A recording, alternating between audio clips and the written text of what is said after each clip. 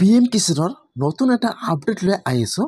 সেইটো আপডেট হ'ল আপোনালোকে যদি PM কিষাণৰ পইচা পাই আছে, আপোনালোকে 18 নম্বৰ কিস্তি লাভ কৰিছে, অথবা আপোনালোকে এইবাৰ PM কিষাণৰ কাৰণে নতুনকৈ এপ্লিকেশ্যন কৰিছে, তেনেহ'লে কিন্তু এতিয়া আপোনাৰ নামটো এপ্ৰুভ হৈ গৈছে।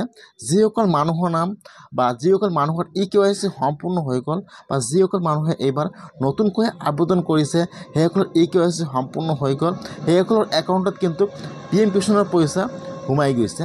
এটা কিন্তু PM কিষাণৰ নতুন ভেৰিফাই লিষ্ট আহি গৈছে। যিসকল মানুহৰ EKYC সম্পূৰ্ণ হৈ গ'ল বা যিসকল মানুহে নতুনকৈ আবেদন কৰিছে, সেইসকলৰ নাম কিন্তু ভেৰিফাই হৈ গ'ল। এটা কিন্তু ভেৰিফাই লিষ্ট আহি গৈছে। যদি আপোনালোকৰ PM কিষাণৰ এইটো লিষ্টত নাম থাকে, তেনেহ'লে কিন্তু আপোনালোকে PM কিষাণৰ পইচা লাভ কৰিব।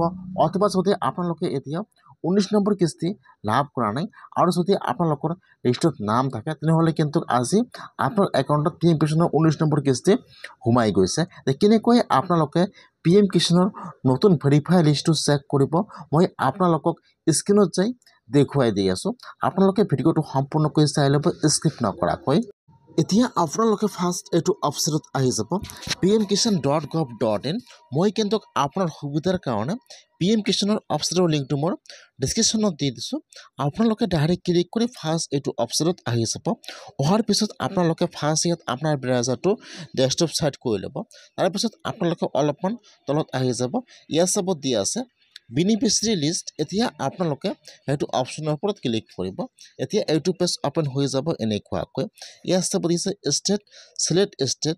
এতিয়া আপোনালোকে চিলেক্টত ক্লিক কৰিব। ফাৰ্ষ্ট ইয়াত আপোনাৰ ষ্টেট নাম আহি যাব।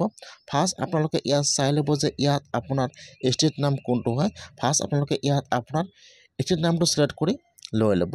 তাৰপিছত ইয়াত আহি যাব চিলেক্ট ডিষ্ট্ৰিক্ট। তাৰপিছত যিটো আপোনাৰ ডিষ্ট্ৰিক্টৰ নাম হয়, আপোনালোকে ইয়াৰ পৰা চাই আপোনাৰ ডিষ্ট্ৰিক্টৰ নামটো চিলেক্ট কৰি লৈ ল'ব। তাৰপিছত ইয়াত আহি যাব আপোনাৰ চাব ডিষ্ট্ৰিক্টৰ নাম। তাৰপিছত আপোনালোকে আৰু এবাৰ চিলেক্টত ক্লিক কৰিব। ইয়াত আহি যাব আপোনাৰ চাব ডিষ্ট্ৰিক্টৰ নাম। এতিয়া আপোনালোকে ইয়াৰ পৰা চাই লৈ আপোনাৰ চাব ডিষ্ট্ৰিক্টৰ নামটো চিলেক্ট কৰি লৈ ল'ব। তাৰপিছত ইয়াত আহি যাব আপোনাৰ ব্লকৰ নাম। এতিয়া আপোনালোকে ইয়াত চাই ল'ব যে ইয়াত আপোনাৰ ব্লকৰ নাম কোনটো হয়। ইয়াত যিটো আপোনাৰ ব্লকৰ নাম হয়, এতিয়া আপোনালোকে আপোনাৰ ব্লকৰ নামটো চিলেক্ট কৰি লৈ ল'ব। তাৰপিছত ইয়াত আহি যাব আপোনাৰ ভিলেজৰ নাম। এতিয়া আপোনালোকে ইয়াত চেক কৰিব যে ইয়াত আপোনাৰ ভিলেজৰ নাম কোনটো হয়। ইয়াত যিটো আপোনাৰ ভিলেজৰ নাম হয়, এতিয়া আপোনালোকে আপোনাৰ ভিলেজৰ নামটো ইয়াৰ পৰা চাই লৈ চিলেক্ট কৰি লৈ ল'ব। ভিলেজৰ নামটো ইয়াত চাব, ইয়াত আপোনাৰ ব্লকৰ ভিতৰত সকলো ভিলেজৰ নাম আহি যাব এনেকুৱাকৈ। এতিয়া আপোনালোকে ইয়াৰ পৰা চাই লৈ ইয়াত যিটো আপোনাৰ ভিলেজৰ নাম চিলেক্ট কৰি লৈ ল'ব। তাৰপিছত ইয়াত চাব দিয়া আছে গেট ৰিপৰ্ট। এতিয়া আপোনালোকে সকলো চিলেক্ট কৰি লৈ এতিয়া আপোনালোকে গেট ৰিপৰ্টৰ ওপৰত ক্লিক কৰিব। যেতিয়া আপোনালোকে গেট ৰিপৰ্টৰ ওপৰত ক্লিক কৰিব, এতিয়া কিন্তু আপোনাৰ ওচৰত আপোনাৰ গাঁৱৰ PM কিষাণৰ নতুন ভেৰিফাই লিষ্টটো ইয়াত আহি যাব এনেকুৱাকৈ। ফাৰ্ষ্ট আহি যাব ইয়াত আপোনাৰ চিৰিয়েল নম্বৰ আৰু ইয়াত আহি যাব আপোনাৰ ফুল নেম। এতিয়া আপোনালোকে এইটোৰ পৰা চেক কৰি ল'ব যে আপোনালোকৰ লিষ্টত নামটো আহিছেনে অহা নাই বা আপোনালোকৰ নামটো এপ্ৰুভ হৈ আছেনে নাই। যদি আপোনালোকৰ EKYC সম্পূৰ্ণ হৈ গৈছে অথবা আপোনালোকে নতুনকৈ আবেদন কৰিছে, তেনেহ'লে কিন্তু ইয়াত আপোনাৰ নামটো আহি গৈছে।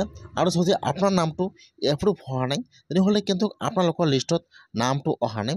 আপোনালোকে এনেকুৱাকৈ PM কিষাণৰ নতুন ভেৰিফাই লিষ্টটো এনেকুৱাকৈ চেক কৰি লওক। যদি আপোনালোকৰ লিষ্টত নাম আহিছে, তেনেহ'লে কিন্তু আপোনাৰ একাউণ্টত পইচা সোমাই